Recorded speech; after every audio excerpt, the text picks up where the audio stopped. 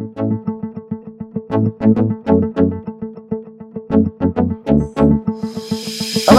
I'm retired Battalion Chief Larry Cockman from the Greensboro, North Carolina Fire Department History Book Committee.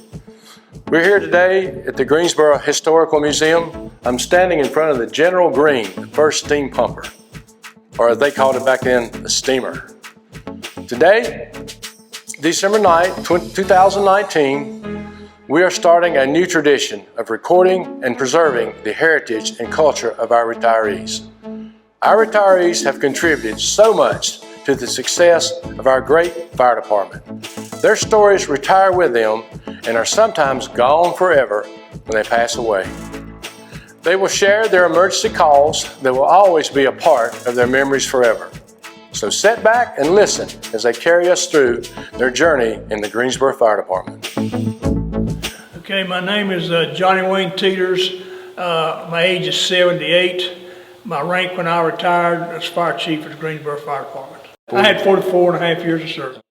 Before joining the fire department, I was going to Guilford College. I studied pre-med.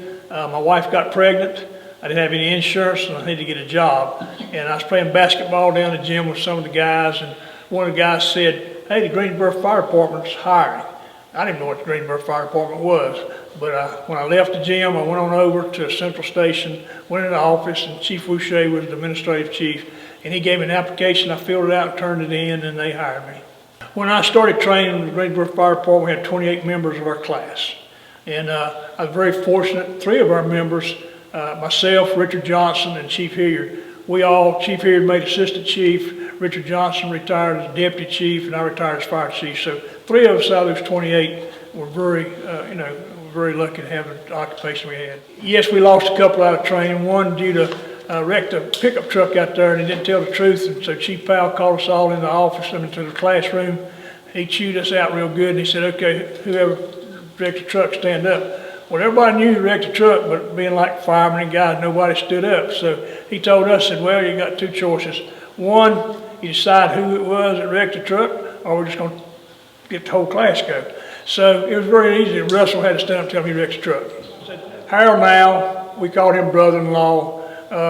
He and his brother-in-law both worked there. I can't remember his name right now. Monroe Nicholson, who was the biggest jokester in the world, son. I mean, he did things at the training center. He hung by when he had to rappel down there, and he couldn't ever hold on, so he hung up there. Chief Powell told him either he's going to do it or he's going to fire him that day, you know. Reichel, he was in our class. Actually, I can't remember all 28. That's fine. Yeah, there's so many funny stories. I could stay here all afternoon telling you funny things that happened. A few of them I give you that happened over Central Station, some of the places. Maul Burns, who got to be captain later on, but he was just so set in his ways, and he slept over beside the radiators in our big old dormitory there. And old Popeye Burns, they had a battery charger out where we parked the rescue trucks out in the garage out there outside Station 1.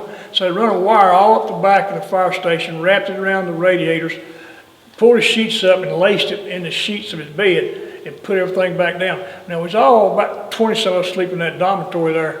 So when they gave the signal, when Maul Burns set his little boots down and laid down the bed, he flipped that switch. He didn't cut the power down. Fire flew off the radiators. It hit Maul Burns. He levitated up to bed hollering, going, "Wow!" Burnt the sheets, the mattress, like electrocuted over there. And man, everybody's trying to hide that. A couple of other things. One was your brother. We cut 4 or 5 hours if you missed a fire truck. And so Raymond would always come in and kept the blankets, them old hot blankets. He'd get in there and go to sleep. And because they were working every day, all day, every day. And so the bell rang. Well, Raymond was trying to run. We rode the back of the trucks back then. Well, engine 2 was pulling out, had a dip in the curb right there. Well, Raymond's going to grab the bar to get up there. This thing went down. Raymond fell in the middle of the street and rolled out there on Green Street. I thought he got killed over there. Another incident that happened was when you got promoted. It was a thing that we cook steaks for the guy that got promoted. Well, Doug Reed wrapped up what we thought was steaks out there at 5 and 10 for. Had them all laid out there. So we was going to cook steaks that night. And Doug was at Station 18, but we went and bought the baked potatoes, the salad, so we got the grill going. He had cut wood out and made it look like a steak. We didn't have no steaks, man. We just had a bunch of wood laying there. But just a bunch of things like that. Like I say, there's so many other things went on. Yeah, I didn't know anything about, when I went to train, I didn't have any idea what the Greensboro Fire Department was and what it was about. Once I got in there, it's very intense. I mean, I've always been a team player, played on team, played ball, and I liked all that aspects of it. But you're so afraid you're going to flunk out, because if you didn't keep your grades up, you was gone. And so once I got started, I loved it. I knew I was going to enjoy it. I enjoyed what we did because it was a team effort, and I just look forward to getting out and getting on the station. I was lucky. I got to go to Central Station on Truck 2, and I enjoyed that assignment.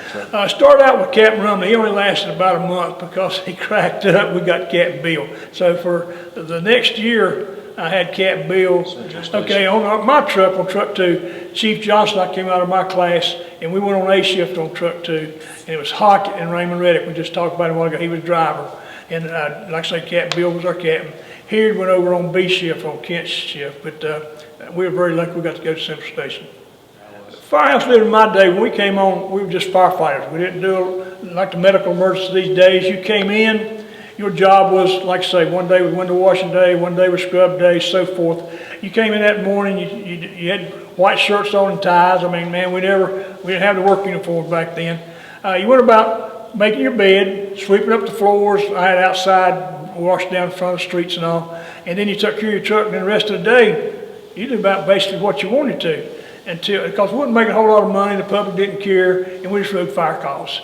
From that time on, it was like jokes and having fun, cooking and eating, and just cleaning. So you basically made most of the time. Yeah, you take your tie off. They gave us clip-ons. So when you went to the fire, you could clip your tie off and undo your shot button. But you had a white shirt the whole time. So when you came back, you're going to change that shirt. In the summertime, it'd be blowing hot outside, but you had a white shirt, a tie on, and dress pants. You didn't have any work uniforms. And they were very tight on uniforms. Like I had old pair of pants that buttoned up in the front because you had to get old stuff till the year's supply came around.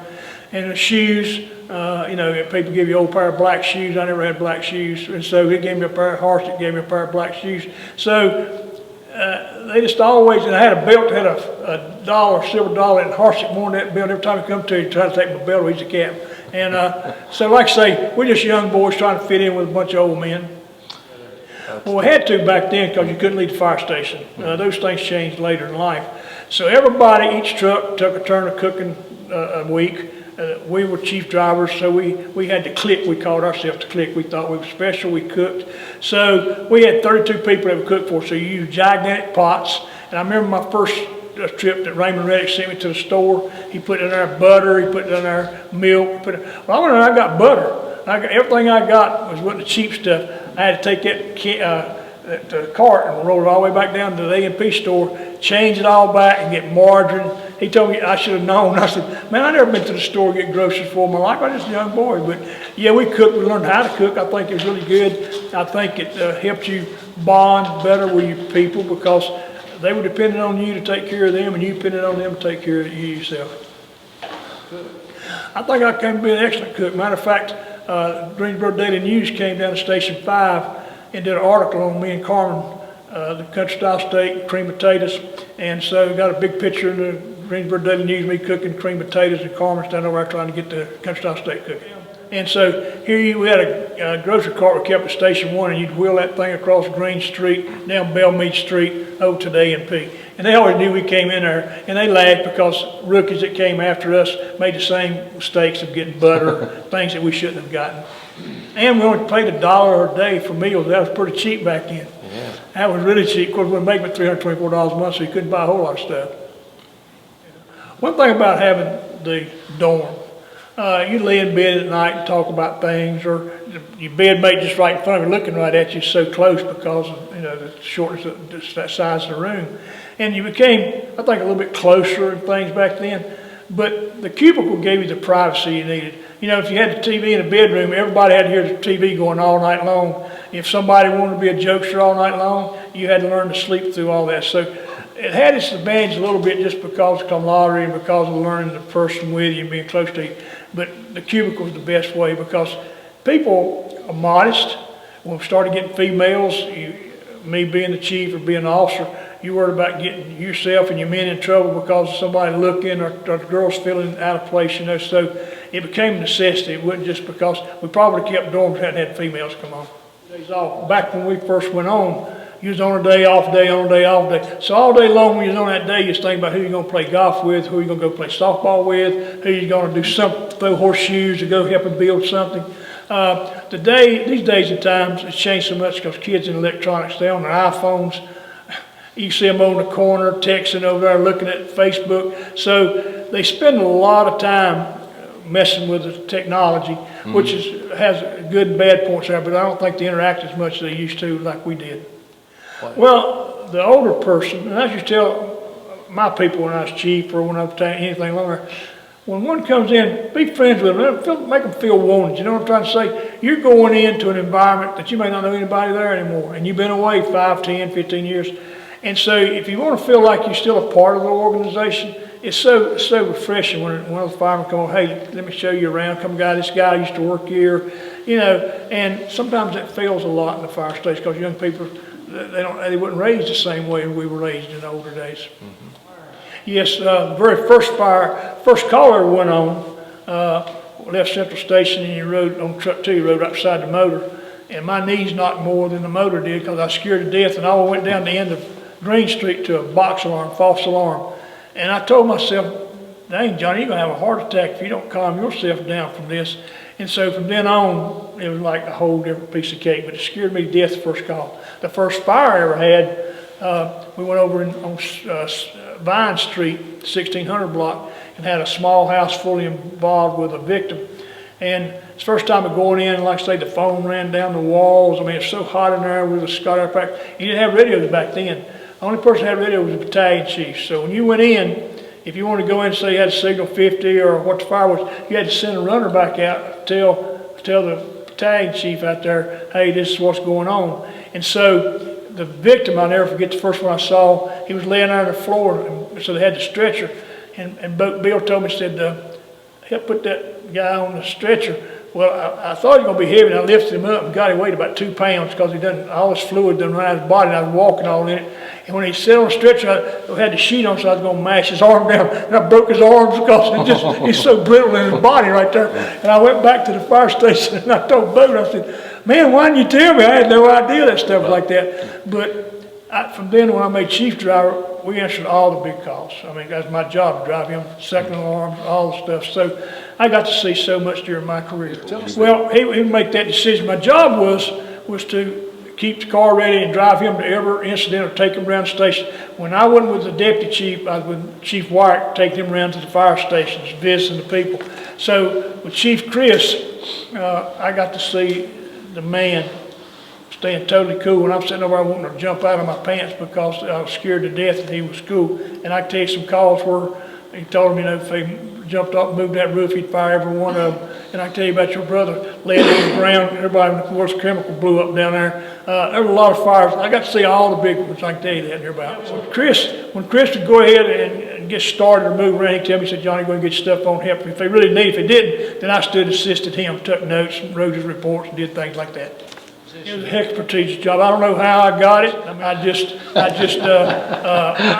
just a young boy up there at Station 1 and just enjoying life. And I had no idea, never asked me. I just went there long enough, so that's what made those older guys get mad at me right away because, you know, I was very lucky. It was a very prestigious job. Everybody was. Jerry Norwood, who committed suicide, Howell, he was on the other shift. But me and Norwood Wheeler, he was just there, you know. But so when I first made it, I drove the salvage unit or the power unit, and like Wheeler was supposed to have been the first chief driver, the head chief driver, because I was a young boy. But me and Chris just hit it off, and so next thing I know, they moved Jerry over on the power unit, and I was driving him. John Christopher, the deputy chief. He was a mentor to me. He was so cool. He was he knew how to deal with people. He was a great, he could be, with his knowledge base even back then, he could have came back and been a deputy chief in charge of the line these days because he might have didn't know about sectoring and all that stuff. But we'd go up on fires, I'm sitting there going just like Worth Chemical, things like that. I'm scared out of my boots inside thinking this guy got everybody's life in his hand.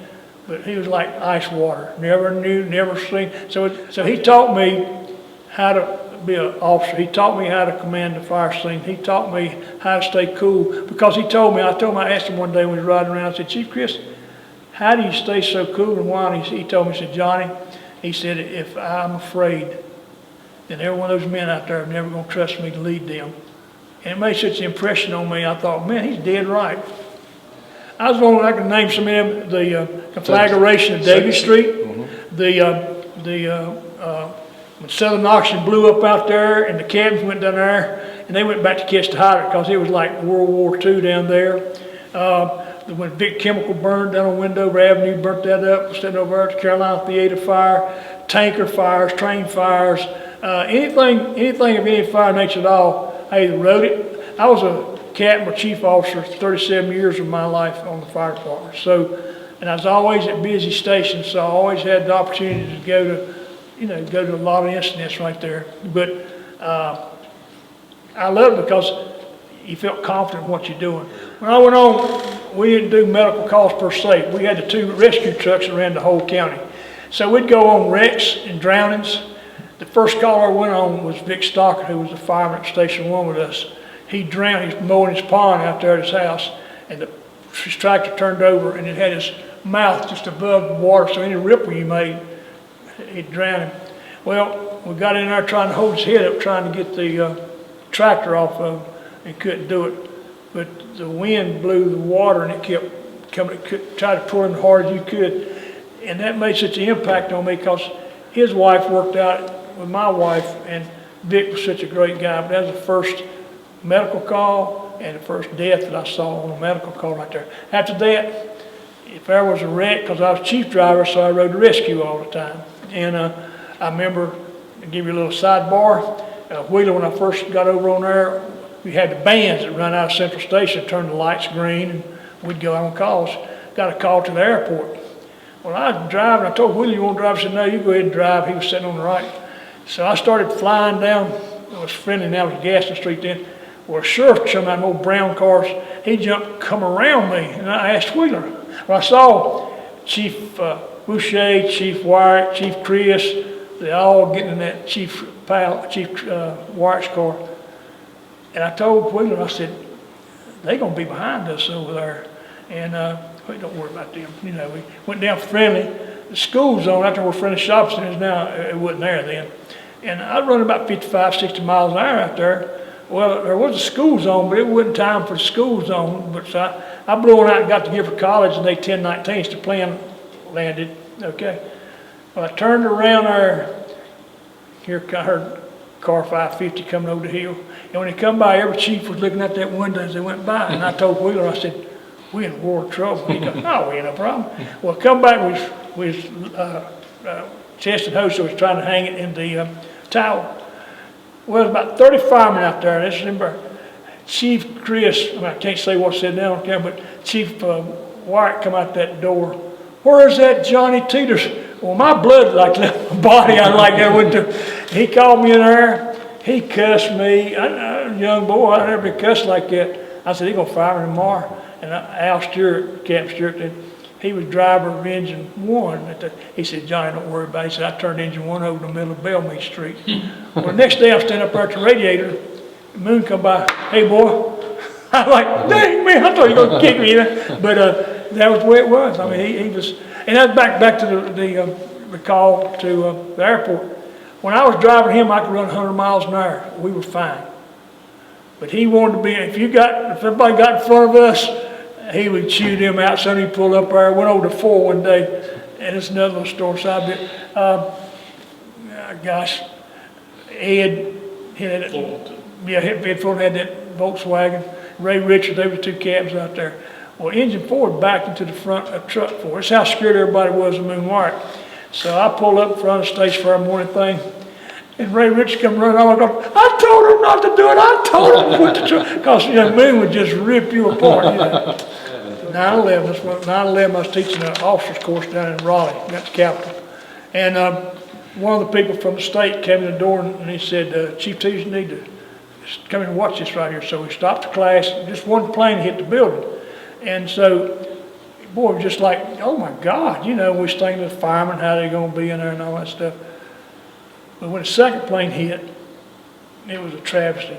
The thing that's so tough about that thing is that the chief of the New York Fire Department, he and I were together in New Orleans 2 weeks before that, Chief Getty. And he died in that, when it crashed down. And I couldn't figure right off how he got killed at the command post. But New York set their command post up in the basement of the World Tires when they had big fires up there, and I didn't know that. Giuliani, who was mayor, the only reason he got to be alive, he left just a couple of minutes before that happened. He was going back to his office. The thugs and the things they heard out there, they thought it was trash. It was bodies jumping down that building. The first guy that died in there, I got to learn all these things because I traveled all over the United States and was in all the metro groups. But they told me the priest, whose church was across the street from Station 28, he would go over and eat with the guys, and he had a good friendship with them. And they let him ride with him once in a while.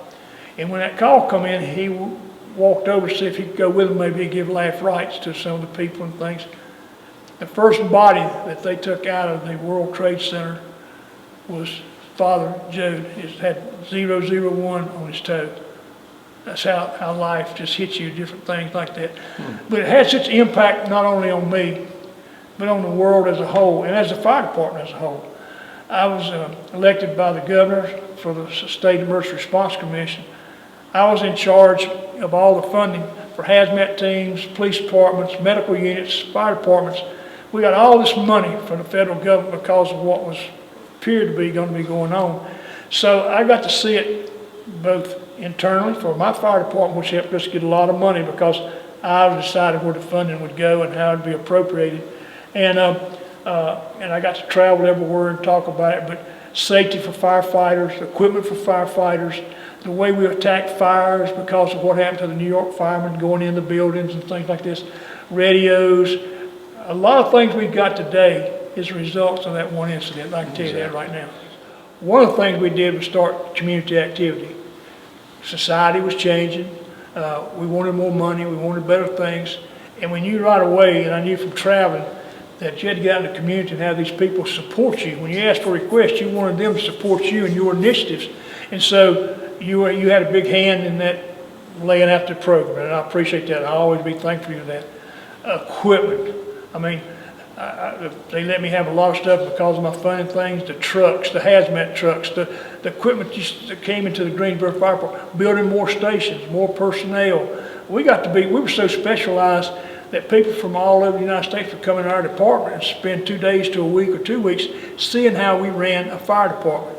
But see, like I tell the chiefs, when I was in the metropolitan of all the big fire departments all over the world, I'm not talking about just the United States and Canada, I'm talking about the daggone Chinese, all those people come in, and I get a chance to talk to them about, what are y'all doing? Now, we had different initiatives because over in China and Japan, there's so many people that are so close.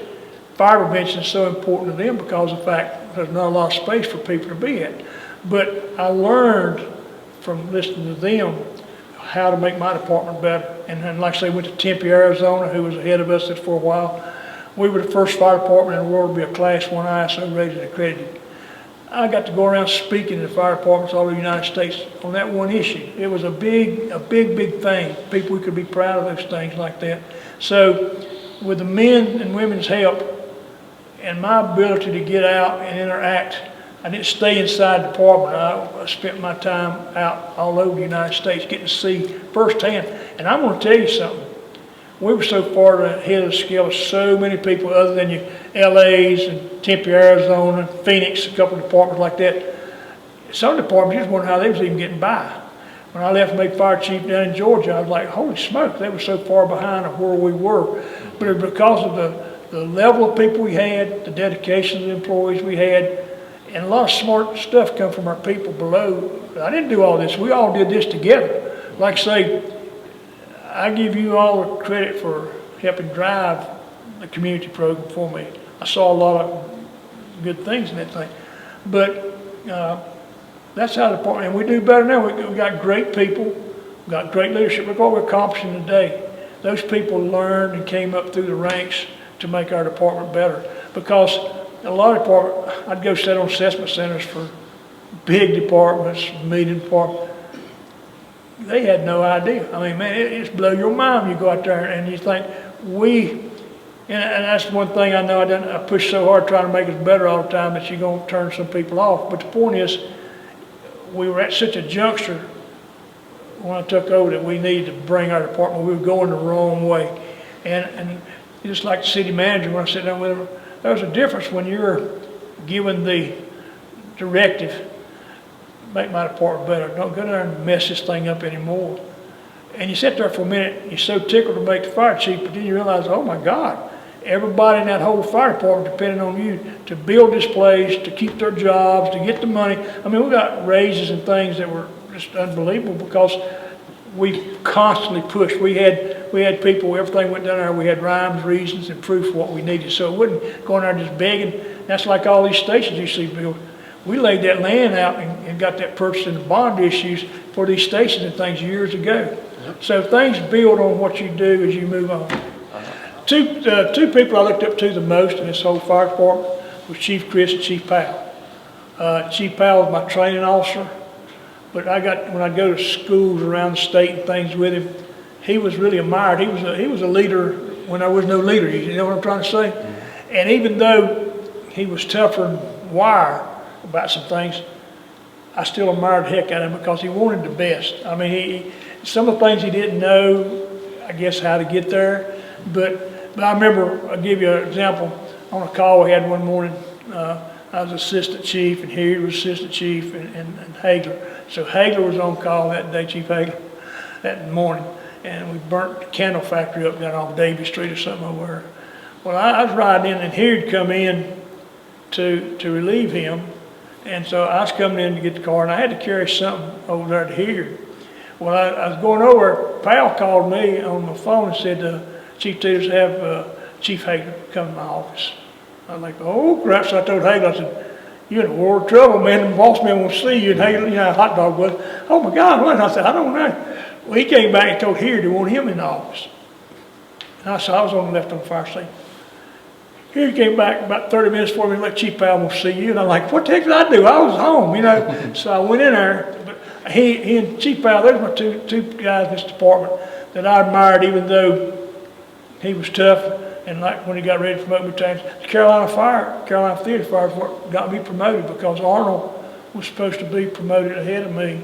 And I went there and had all the deputy chiefs, all the fire chiefs, all the guys named battalion chiefs. And here I am just acting battalion chief, and I run the whole fire ground, you know. He's standing right there beside me the whole time. Just a week or two before I got promoted, I knew when I took the battalion chief's process, well, Hagler told me, said, Johnny, you'll get promoted because you come out number 1. Well, when this come out, I was number 5, and I couldn't figure what the heck had happened. But I didn't say that Chief Powell was at Station 1's captain. And so I was up there with Ralph Sutton. He'd get on me and have holes. I tell him that's where they stab in the back and stuff. So Powell come by and said, Chief Powell, I'd like to talk to you one day about this battalion chief process if I could. Well, I meant somewhere in the future. We were there working, and Faye called down and said, Captain Teeters, Chief Powell will see you in the office. Well, I froze again. I'm like, what does he want with me? What have I been doing? And I went up there and sat down. And he said, well, you want to talk to me? Tell me what you want. And I told Chief Powell, I said, well, Chief Powell, I said, you know, I'd just like for you to tell me why I didn't get promoted. And he started out all, said, well, Johnny, you know, when we play ball, sometimes we don't go deep enough, it's shortstop sometimes. And I told Chief Powell, I said, Chief Powell, you're not telling me a darn thing. I said, I don't even know what you're talking about. He said, well, I'm going to tell you. He said, you got a recording on? I said, no, why would I be recording? I said, you call. He said, we never question your ability. We question your loyalty. Because, see, Chief Boucher and I had been friends. We played golf. And I told Chief Powell, I said, Chief Powell, I've never been nothing but loyal to this whole fire department. He and I just played golf together, so you thinking I showed loyalty to him and not you is totally wrong. And he told me, he said, other than that, Johnny, you're the best. But he said, we can't trust you with your loyalty. Well, a couple of weeks later, Arnold got called to his house And I knew they called me up there and promoted me. Well, see, Arnold retired right after that, but that's just the way he was. He was tough, but he had his feelings, and that's the way it's going to be. And that's the way things happened back in those days. Yeah, Jesse Gray, the first fireman to lose his life. He and I had really grew up together. We played Little League Baseball, Pony League Baseball. We were so close. He was up Central with us. And what happened was he was riding the back of Engine 2 with Dan Banks. Fred Lawrence was driving, and Paul Brown was the captain. And so when the fire, they was going to lay a backup line off of Lee Street and Martin Street. Well, we didn't have radios and didn't have that communication. The engine was way back there. In Engine 2, it was so loud you couldn't hear anything. Well, Dan was scared to death. You know, he was just holding on to the bar. And Jesse got off to pull the hose off. Well, Fred was going to back up to go around to catch the hydrant. So Jesse pulled the hose off, and so the runner board knocked him down and run over his head. So Woody Parrish and I went to the funeral home. And when I saw him, I mean, because he was fireman, because just had, not only was we friends, but just to see that sight of somebody that you knew so well that died from a situation that happened because we had no radios, they couldn't hear, and just backing the truck up. And they moved me over there to drive Engine 2 because they moved Fred to 3 because Fred just couldn't ever drive the engine again. And so it was very traumatic. It really made an impression on me. But the proudest moment has got to be when city manager named me fire chief. I mean, he and I was in his office, and Ed and I were good friends. I mean, you know, I wasn't afraid of him. He and I worked a lot of things, and so when he told me I was going to be fire chief, that was about the proudest moment I had in my career. Well, when I made fire chief, and just like I did, I learned when I went to Georgia, you got to be good to your people all the time. And I try to be good to my people.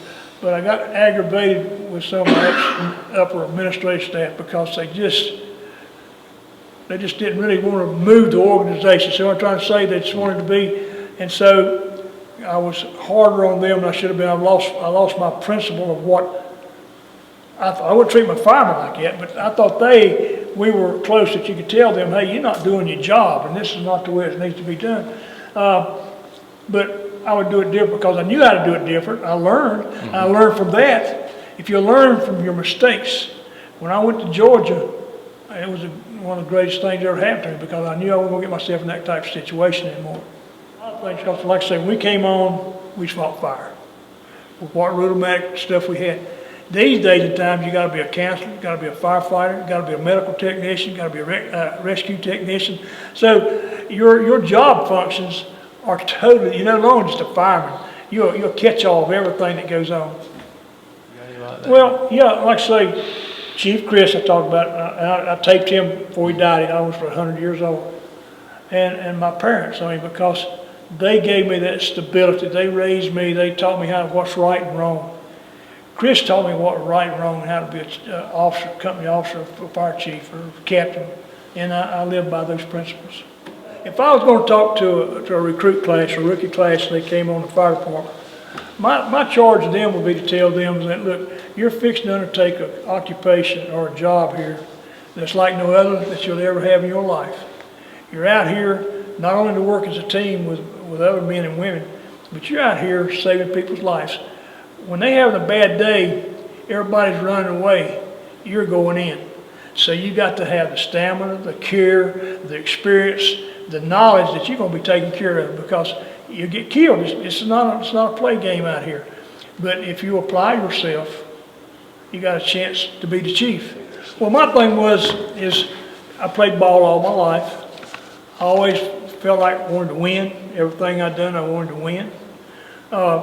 I took this job in the fire department, not even knowing what it was, thinking because I wanted to be a doctor, and I thought when my wife got pregnant, as soon as I get this little juncture over with, I go back and I become a doctor.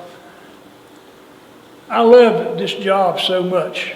That's why I never, even when I called names my job was to take care of my people, do my job at the fire department, and stay ready. I studied because I wanted to go up. I had to compete because it wasn't those days of giving anything to you. You had to compete against 200 other people. You had to compete against some smart people. And so sometimes it wasn't fair because those interpersonal feelings by upper administration on somebody got in the way of you getting that opportunity right there. So you had to be able to look at yourself and regroup and say, look, I failed this time, but I'm gonna be ready. Sooner or later, I'm gonna be ready to take that next juncture over. Even if I had to go somewhere else to take the next juncture. Because the thing that I was so lucky with is like when we started, they're gonna go 3 shifts with the commanders. Somebody had to be safety officer. And I remember sitting up there and the chief's office said, okay, there's gonna be 3 line commanders and 1 safety officer. Well, here and Shoemate and Johnson, they want no part of that safety officer. In my mind, I'm sitting there going, wait a minute, this is an opportunity. I've done all this other stuff. I mean, you know, I can do this stuff. But I'm gonna get an opportunity to do what I want to do. And so I was able to take that program, develop it. I was able to go to the state, meet all these people in the city of Greensboro. You know, when I went and took the assessment center for the fire chief job, he was the HR director, and he come in there and get me, and he told me, he said, Johnny, I want to tell you something before we go in this room in here. He said, you know, we try to get people that don't know our people over here, but we couldn't do that. We couldn't find nobody that didn't know you. So you're going to know some of these people in that room right there. Well, I went in there and knew every one of them. I knew, I mean, there's the head of the Merchants Association, I mean, the councilman, I knew them all. I worked with them. I had a one-up because they knew who I was from the outside of the fire department, what I was doing. So it's like I told people, I told my kids, and like that song, when you come to the juncture, take it. Because later in life, you look back and said, I should have, I could have, I wished I had. I look back and I think, Johnny, you were successful. You come to those junctures and you picked the juncture. You see what I'm trying to say? You took the riding company, you took the dadgone jobs that the others didn't want to do, because I worked in every division in this fire department. I was every rank. When you look at my badges and pins and things on my, it ain't just one great old big thing of drivers, captains, firefighters, inspectors. I mean, I got the whole kit and caboodle. See what I'm trying to say? So my background, when I went to be assessed, I had all this stuff to pull from. See what I'm trying to say? And I got to steal from people like you and Donnie and Jimmy, the best. I took the best from what y'all did. When I saw you do something good, I kept that. See what I'm trying to say? Yeah. I was going to say, hey, this guy's got something I never got right here. You know what I'm trying to say? So those guys will sit back, complain, bitch about stuff. They're never going to, because all they do is going to complain the rest of their life. Those guys that get in the trenches, you knew who the firefighters were. You knew who was coming in and going to fight. I tell you what I done one day. And I was sitting out there as commander. Went over there with Engine 9, Pujo out there, Sarge, Wayne Sandridge and all that stuff. And Carmen was the battalion chief on the call. Went over and I pulled up, there's pine needles on the side of the big apartment complex on fire. Before I was leaving, I was burning the goddamn place down. You see what I'm trying to say? They wouldn't fight fire. So you're going to get negative stuff talked about you, but you know in your heart, you said who I am. I done what I needed to do and what I thought was right. Did I make mistakes? Yeah, you make mistakes along the way. Did I make a mistake because I got on my chief officer up pretty heavy? Yeah. But I would do it again in a different way, because dang, somebody needed to tell them, y'all not doing crap. You see what I'm trying to say? But I'm happy. I got a great retirement. My life's good. And my memories, just like all y'all, and I saw y'all, I was happy as a lark. I respect everybody in this room because y'all did y'all's job. I'm not just saying because y'all here, you did your job. I didn't care. I could play with you, let you do things. We had people who didn't do their job. And that's what hurts an organization or a fire department. So that's who I was. I was going to... We hope you enjoyed watching these documentaries. It was our goal to share and preserve the memories of our retired Greensboro firefighters. It is our desire that these documentaries will inspire future generations to continue the brotherhood, sisterhood, and camaraderie while always striving for excellence in their careers. While fire apparatus, equipment, and technology have improved, several things will always remain the same. The courage and bravery it takes to mitigate natural and man-made disasters will always be a part of the job. Although our retirees are no longer a physical part of the GFD world, a giant piece of each retiree's memories have been shared with you today. These memories will be in their hearts and minds forever. A special thank you goes out to Captain Harold Haney for his many long hours of recording and editing. Thank you, Harold. A job well done.